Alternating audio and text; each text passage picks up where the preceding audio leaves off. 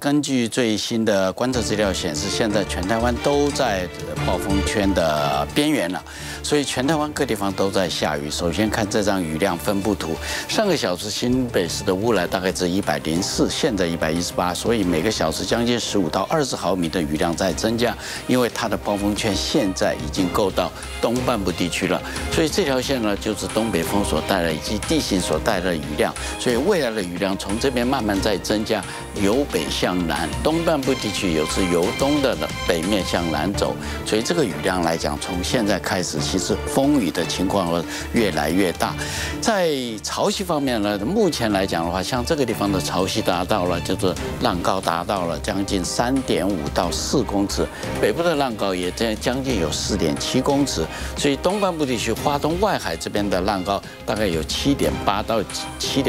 8公尺以上的浪，这是最新的观测资料。以现在雨量来讲的话，所以随着台风的接近，所以越来越多，而且风力来讲的话越来越强。北部的风力最高的，目前来讲最大的是在9级。我们首先还是来看台风的动态情况。以这张最新的动态图来看的话，这距离的中心就在距离花莲的东南东方260公里，因为这是9点钟的，10点钟是230公里。现在的因为它暴风圈是220公里，换言之，现在暴风圈已经够到东半部的沿海地区，所以风雨是逐渐增强当中。以现在来看，石垣岛刚好就在暴风圈范围之内。以日本的观测资料显示，最新的观测资料显示，平均风力126，阵风1到8，185，所以这个的风力是最强，也就是这个台风来讲，80公里的风力最强。预计这个台风的话，台风中心的话，以现在的方向速度来看的话，预计在21点，也就是今天晚上9点钟可以够到东半部的陆地上，在登陆前的大概4个小时，也就是说下午的16点到17点的时候，这个最强的暴风圈可以够到东半部的边缘，包括北部的边缘，所以这时候各地方的风雨，尤其北部的风雨会达到最强的时段。所以这个台风是一个强烈台风，比上次的8月8号来的苏迪勒台风来的强的很多，因为它是今年第一个强烈台风侵袭台湾，也是入秋以来第一个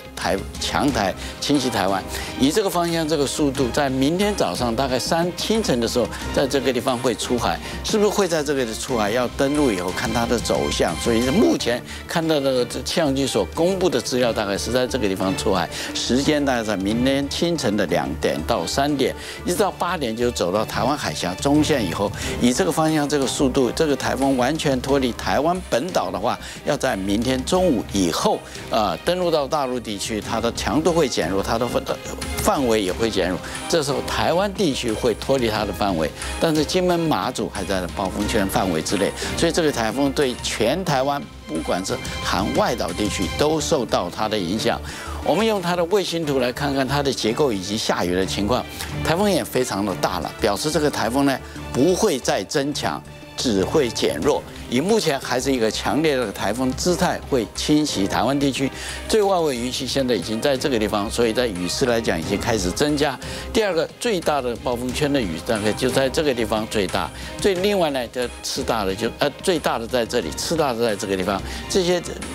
粉红色的云雨区预计在今天下午到今天晚上会接近台湾地区，所以全台都在它的笼罩范围之内。所以雨量来讲，气象局预估说北部的山区，包括宜兰的山区，最高的雨量都超过了900毫米，其他地方也在700到800毫米之间。所以在目前来讲，刚才看的雨量图，从0点到现在的100多毫米，但是到下午10个钟头，如果在短10个钟头之内下600毫米、700毫米的这个雨量就相当惊人，它的破坏力相当惊人，所以我特别呼吁，最大的雨量会在今天下午，也就是傍晚16点以后到明天早上5点这段时间，是在东半部地区、北部地区，再来是中部地区、南部地区，会随着台风慢慢的向西移，首当其冲就是宜兰跟北部的山区，再来就是中部的山区，再来就是南部的山区，所以全台都受到它的影响，通过以后变成外岛的金门、马祖地区，所以这一次这个台风躲不掉，因为它的速度很平稳，